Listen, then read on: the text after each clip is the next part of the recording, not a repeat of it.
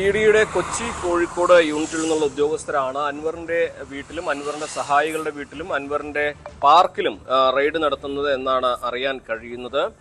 അൻവർ മുൻപ് KFCയിൽ നിന്നും 12 കോടി വായ്പ എടുത്തതുമായി സംബന്ധിച്ച ഒരു പരാതി വിജിലൻസിന് ലഭിച്ചിരുന്നു. ഈ ഒരു പരാതിയിൽ വിജിലൻസ് അന്വേഷണം നടത്തുകയും ചെയ്തിരുന്നു. അതിനെ തുടർന്നാണ് ഇപ്പോൾ ഇഡിയുടെ പരിശോധന ഈ മേഖലയിൽ ഇതിൽ നടക്കുന്നത് എന്നാണ് അറിയാൻ കഴിയുന്നത്. ഒരേ ഈട് വെച്ച് 2 വായ്പയെടുത്തു എന്ന ഒരു പരാതി അല്ലെങ്കിൽ അത്തരത്തിലൊരു ക്രമക്കേട് 2 കമ്പനികളുടെ സാമ്പത്തിക ഇടപാടുകളാണ് ഇപ്പോൾ അന്വേഷിച്ചുകൊണ്ടിരിക്കുന്നത്.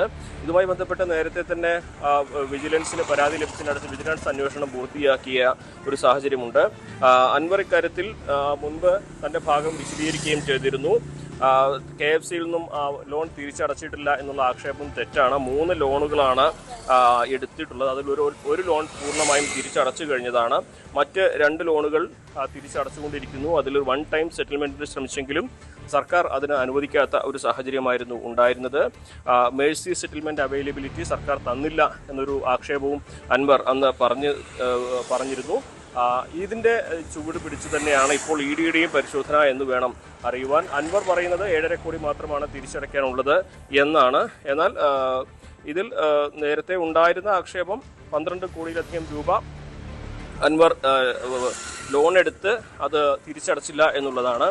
അങ്ങനെ ഉള്ളൊരു പരാതിയിലാണ് ഇപ്പോൾ നേരത്തെ വിജിലൻസിന്റെ അന്വേഷണം ഉണ്ടായത്. അതിന്റെ സമാനമായ രീതിയിൽ തന്നെയാണ് ഇപ്പോൾ ഇഡിയുടെ അന്വേഷണം എന്നാണ് അറിയാൻ കഴിയുന്നത്. ഇന്ന് രാവിലെയാണ് ഇഡിയുടെ പരിശോധന അൻവറിന്റെ വീട്ടിലും അൻവറിന്റെ സഹായികളുടെ വീട്ടിലും അൻവറിന്റെ മഞ്ചേരിയുടെ ഓഫീസിലും ഒക്കെ തന്നെ ആരംഭിച്ചത്. ഏറ്റവും പ്രധാനപ്പെട്ട കാര്യം ഇതിന്റെ രാഷ്ട്രീയമായ സാഹചര്യങ്ങൾ കൂടിയാണ്. അൻവർ UDFന്റെ പ്രവേശനത്തിന് തൊട്ടടുത്ത് നിൽക്കുന്ന ഒരു ഘട്ടത്തിലാണ് ഈ ഒരു അന്വേഷണം നടക്കുന്നത് എന്ന ഒരു പ്രത്യേകത കൂടിയുണ്ട്.